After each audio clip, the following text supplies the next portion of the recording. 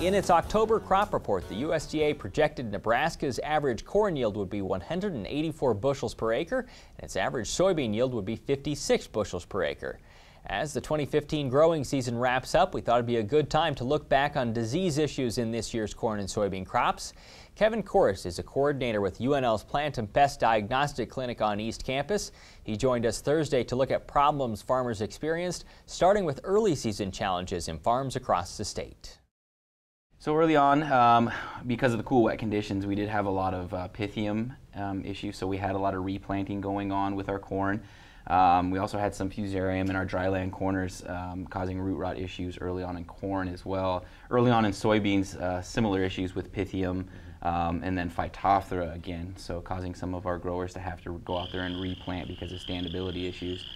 In both cases, those early season diseases can show their heads, they can rear their ugly heads a little bit later on in the season, and they did that in corn. We had some Pythium and Fusarium stalk rot occur later on in the season, and those infections occurred as seedlings, and that fungus just kind of hung out until later on in the season. So we did have some standability issues, a lot of harvesters having to go in there and pick up corn off the ground. And same with soybeans, we had some Phytophthora that hung out in the plant and then later on exposed itself as a Phytophthora crown and stem rot.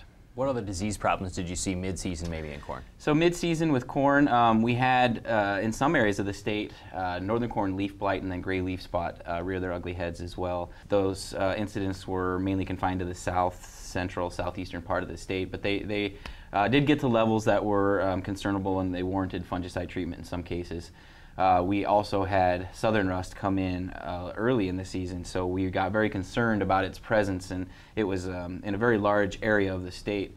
But we had our weather conditions help us for once this year, and it remained relatively cool, moderate temperatures, and that actually arrested the development of southern rust. So although it came in early, it didn't blow up to the levels we feared it might, which is good. So not a lot of yield reduction there. In some cases, some people did apply a fungicide, but some of those problems, they could overwinter and be problems again later. This is true, yeah. So for the northern corn leaf blight and gray leaf spot diseases, they are residue borne, so they are favored by no-till, continuous corn. If you do have issues this year, you want to think about maybe planting soybeans in a field that had corn in it with gray leaf spot next year, or just going away from corn for a couple years, or doing some tillage. Southern rust, on the other hand, blows up every year, so you can't, those practices don't quite work for managing southern rust. How prevalent was white mold in soybeans this year? So we actually had really conducive temperatures around flowering in that eastern, northeastern part of the state that led to some severe infection. So we did get white mold. I wouldn't quite call it an epidemic, but we did see it in relatively high amounts compared to normal, just because we had really cool, wet conditions around flowering. Sudden death syndrome a problem in soybeans? So we did see it this year. It was actually probably among the most prevalent of the diseases that I diagnosed on soybean this year. But in terms of previous years, the numbers of samples of soybean sudden death syndrome that were submitted were down.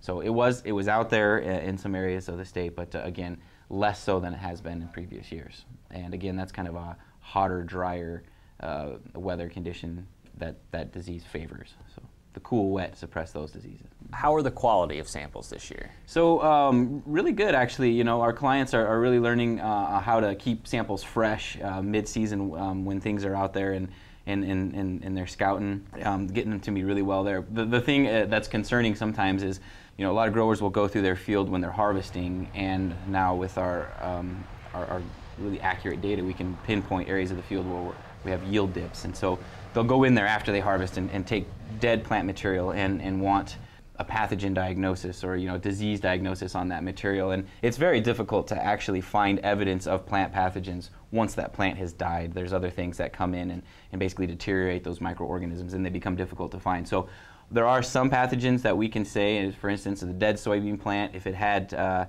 charcoal rot, you could still see that after it was dead, but most of the other diseases become very difficult to distinguish and identify. So just have that as a caveat. When submitting samples that are dead, there's only so much I can say. The Market Journal website has videos with information on specific corn diseases in Nebraska. You can find that under the MJ Extras tab towards the top of our homepage.